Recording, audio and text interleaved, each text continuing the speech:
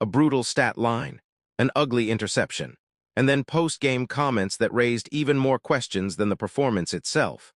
Saturday night didn't go well for Deshaun Watson, and it might have just made Cleveland's quarterback decision a lot easier.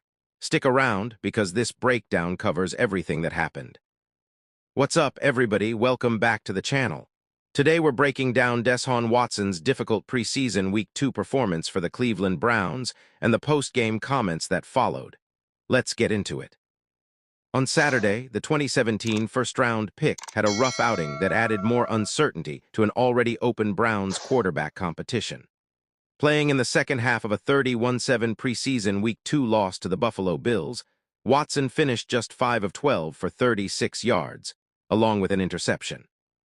Cleveland went 3-and-out on his first 2 possessions, while actually losing a yard of field position, and he was eventually pulled from the game after a turnover on downs following his final drive. In between those struggles, Watson threw his lone interception of the night, overthrowing wide receiver Gage Larvadain on a pass that was picked off cleanly.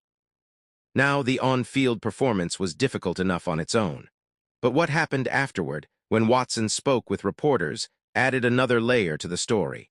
When asked about being booed by the home crowd during the game, Watson responded in a way that surprised a lot of people. "I think the whole world knows it has nothing to do about the performance," Watson said. "It's a little bit more personal than that, so I think it's a disrespectful thing." To understand the fuller context here, it's worth remembering Watson's background. Once considered among the league's more popular quarterbacks, his public standing changed significantly after more than 24 women came forward in 2021 with lawsuits alleging sexual assault, which were later settled. Watson received an 11-game suspension as a result, and after signing a fully guaranteed $230 million contract following a March 2022 trade that sent 3 first-round picks to Houston, he's largely struggled on the field when healthy since his return. Looking at the numbers from 2022 through 2024, Watson started 19 games for Cleveland, averaging just 177.1 passing yards per game, while throwing 19 touchdowns against 12 interceptions. He then missed the entire 2025 season after suffering a second torn ACL in a span of just 4 months back in January 2025. Watson also addressed how fans reacted to that October 2024 ACL tear, which happened during a 21-14 home loss. "They cheered," Watson said about the crowd's reaction to his injury. A reporter followed up asking, "Does any of that make you regret coming here?" "I don't regret anything in my life," Watson responded. So where does this leave the Browns' quarterback situation heading into the regular season?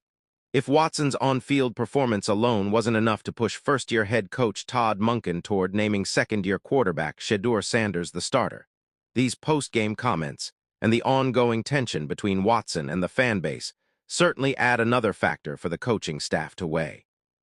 At this point, the Browns organization faces a genuinely complicated decision.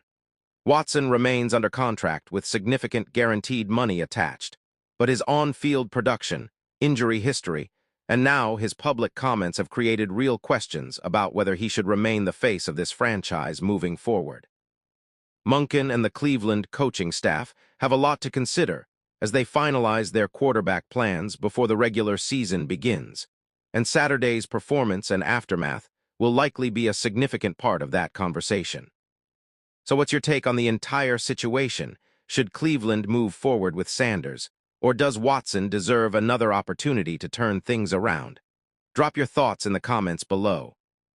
If you enjoyed this breakdown, smash that like button. Subscribe for more Browns and NFL coverage all season long, and I'll see you in the next video.